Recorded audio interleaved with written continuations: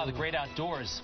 You know, when I look at these sights of wild Africa, I think of Cecil. Cecil the lion. I think we might have some footage of Cecil. Remember that? There was a whole national conversation about him up until about, oh, I don't know, a week ago. Right. And then it just stopped. Cecil the lion. Boy, oh boy. I would like to see these guys be preserved, obviously. Yeah, well, a lot of people now go on safari for vacation. It used to be like, I don't know, you'd hear about it every now and then, but now it's a big business to go on safari and go into these luxury camps. Luxury camps. And our next guest, by the way, has nothing to do with killing these animals, but he's been near them, he's admired them, and he's a great guy.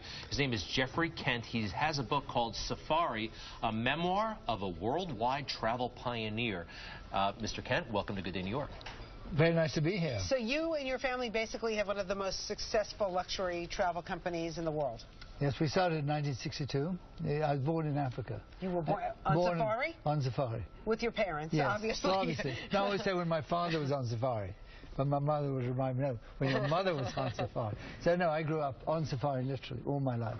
Oh, and then in 1962 started Abercrombie & Kent. What makes you a travel pioneer? Because I think from those early days when I started Abercrombie & Kent that I wanted to go to all the unusual places on earth because I wanted to deliver experiences. So I was one of the first into China. I went in 1979 and spent 67 days there. We were one of the first to go the whole length of the Amazon in our boat. Huh. We literally had a lot of firsts. Our ship was one of the first to go through the Northwest Passage. You know, years ago you would hear people going on safari. You would think, wow, they're so adventurous. It was unusual to hear about it. But now it seems like lots of people do that. How many people actually go on safari? Are there statistics for how many people take a safari as a vacation? Well, of course, a lot of different safaris. Tanzania, Uganda, you've got all of Botswana, Zambia, and South Africa. But we alone, I really developed the safari business, as we know today. It's big, right? But you were one of the first. I was the first. Yeah. I was the first to build a camp. Wow. And where was that? In Kenya. In Kenya. And we handled 250,000 people a year. Oh, my goodness. Wow. So in your travels, ever been in a dicey situation, a potentially unsafe situation? Sometimes when you're the first to go, you know, you meet the unexpected. Many unusual incidences happened to me along the way. I mean, I took my ship all the way up the Amazon, which was fine. But coming down was very, very dicey. I'd forgotten that the Amazon flows very fast and all the sandbanks change. So we kept on hitting banks on our ship coming down. That was one. Antarctica was a small ship. We used to hit waves of 70 feet high, which was quite interesting. In Kenya once, when I was sitting at one of my early camps, there was a big roaring, you'll hear in my book here, but there was a big roaring at the door, and I woke up, and there was a head of a cat halfway into my tent. Whoa. What did you do? I threw a book at it. Not this one. I hadn't written a book then. I just threw books at it. And it went away? And it was a hyena. Oh, man. And they have 1,100 pounds per Were they square laughing inch. after you threw the book? No, they don't laugh. They bite. They have a bite of 1,100 pounds per square inch. Sir, for those who have not been very far away, what would you say are the benefits of travel? What does one get? I kind of know intuitively, you know, it's a change of pace, change of scenery, but why travel?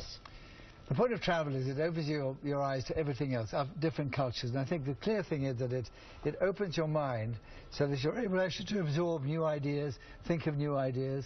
And actually it changes you completely, the food, the culture, not just staying in 1 square mile, which most of us do. Is that the gist of your book, yes. Safari? Yes, it is. Yes, it is one of the big gists. So how do you travel and actually make that happen? I sometimes, forgive me, I travel, I go somewhere far away, and I find myself Americans. You know what I mean? I find myself very much in the cocoon of American tourist. Well, you obviously haven't traveled with Abercrombie & Kent, which should change. How do you do from this? Today. Yeah, how do you guys work? We always have local guides. So the minute you leave, you have a local guide meet you, who introduces you to his family. He takes you to the local restaurants, local things, which local people do. We have a big philanthropy side of our business. We take you to schools and hospitals where local people are, and you're probably immersed into their culture and not your own. Do you also have a side of the business where you take people on hunting trips? Absolutely not. No, that's not done. So when you heard about what happened with Cecil the lion, what went through your mind? Because you know, you've had so many safaris in that beautiful Well, I think, you know, I told you I grew up in Kenya, and one thing I decided to do when I started Abercrombie & Kent, I decided we were going to shoot with a camera, not with a gun. Have a click, not a bag, and you bring back a beautiful picture. So that was our ethos from day one. So, I mean, obviously, I was very shocked at Cecil. A, because it was a tame lion. It was in a national park. Even had a collar on from Oxford University. It was lured out by meat and then shot. So that alone is pretty appalling. Well, Abercrombie and Kent, I'm going to check you guys out. I actually still use a travel agent. You know, everybody uses Expedia. I got Lois Lane Travel. I want to try Abercrombie and Kent. You know, we used to have travel agents all the time. But not so much anymore. You know what I mean? Because everybody does it online. Does that hurt your business No, a little there are a lot bit? of very, very good travel agents out there. You must find a top travel agent because they will bring you a tremendous amount of intelligence into the planning of your trip. And, of course, they should book with us. Yeah. Well, good stuff. It's great. And the book is so good. It takes you all over the world and tells you some of the ups and downs in your life. Lots of them, and we have great pictures of myself with Ted Turner. We took Bill Gates on one of his first trips to Africa. As a result, he's given $41 billion, you know, here Melinda Gates. 41 billion, man. To change that, I mean, that's why safaris do change your life. Yeah. Fantastic. Where are you going next? What's your next trip? Well, we're going to do a quick trip to India, and then my next trip... A quick trip to India? That's about as far away as you can get. No, I just go for 3 days. And then I'm planning a big trip to live with the emperor penguins in Antarctica and go to the South Pole. When are you going I've already been to the North Pole. When are you going to the South Pole? When? When I'm going to go in December. Oh, the coldest month. Yeah. You are amazing. Do you ever just wish you're in your own bed? Where is your where is your bed? Your permanent bed? An aircraft. An aircraft. Interesting. I love sitting in the plane. So peaceful. Something tells me you sit in business class at least. No. At least. First class, yeah, yes, right. Wow. Well, it does tell you what, it stinks in the back. It does. But Geoffrey Kent, real pleasure. Thank you very much, And the book is called Safari, a memoir of a worldwide travel pioneer. Thank you very much for being with you both. Thank you so much. All right, Greek food next, Rosanna. Greekalicious.